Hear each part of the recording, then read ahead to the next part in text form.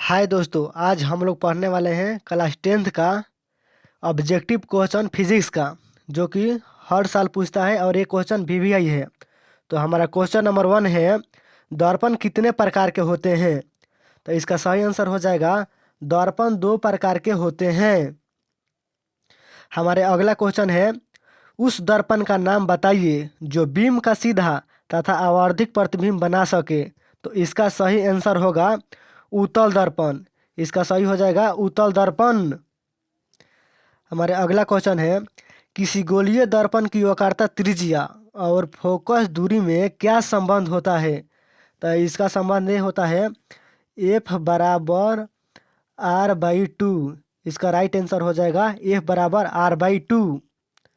Next question है, किस दर्पण का उपयोग साइड मिरर के रूप में होता है। तो इसका सही आंसर हो जाएगा उत्तल दर्पण।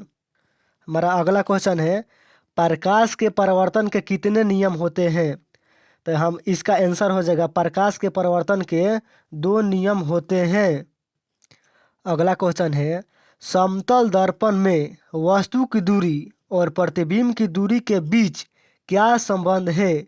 तो इसका आंसर हो जाएगा समतल दर्पण में वस्तु की दूरी प्रतिबिंब की दूरी के बराबर होता है। ये क्वेश्चन हमेशा पूछता है, शायद इस बार भी पूछ ले।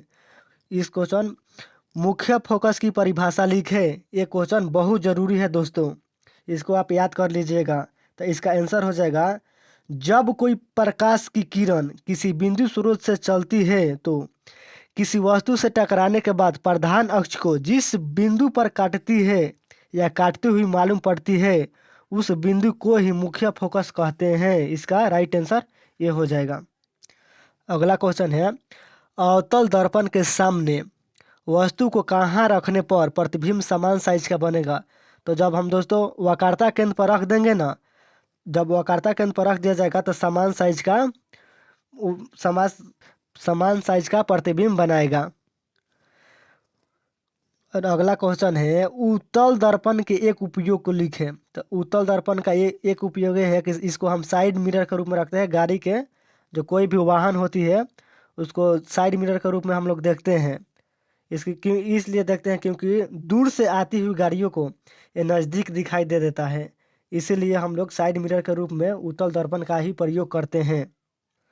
अगला क्वेश्चन है मेरा, वायु में प्रकाश की चाल ज्ञात करें। तो वायु में प्रकाश की चाल होता है 3 × 10⁸ मीटर पर सेकेंड होता है दोस्तों।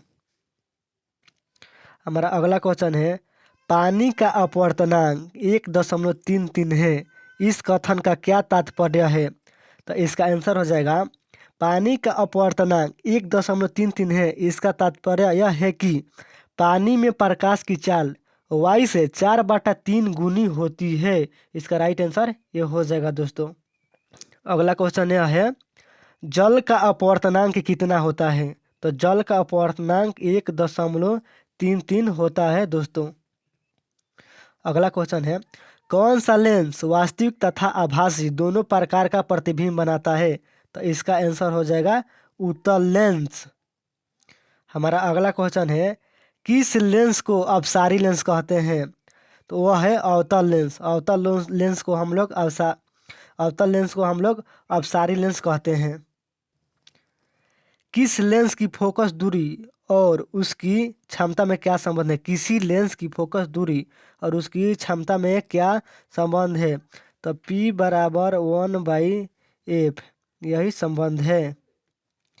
लेंस की क्षमता का एसआई मात्रक क्या होता है। लेंस की क्षमता का एसआई मात्रक डायऑप्टर होता है, जिसे हम D से सूचित करते हैं। हमारा अगला क्वेश्चन है, किस लेंस को अभिसारी लेंस कहते हैं। तो इसका राइट आंसर हो जाएगा उत्तल लेंस को। भाइयों, हम लोग उत्तल लेंस को अभिसारी लेंस कहते हैं। अगला क्वेश्चन है हमारा, मानव नेत्र के किस बिंदु पर प्रतिबिंब बनता है।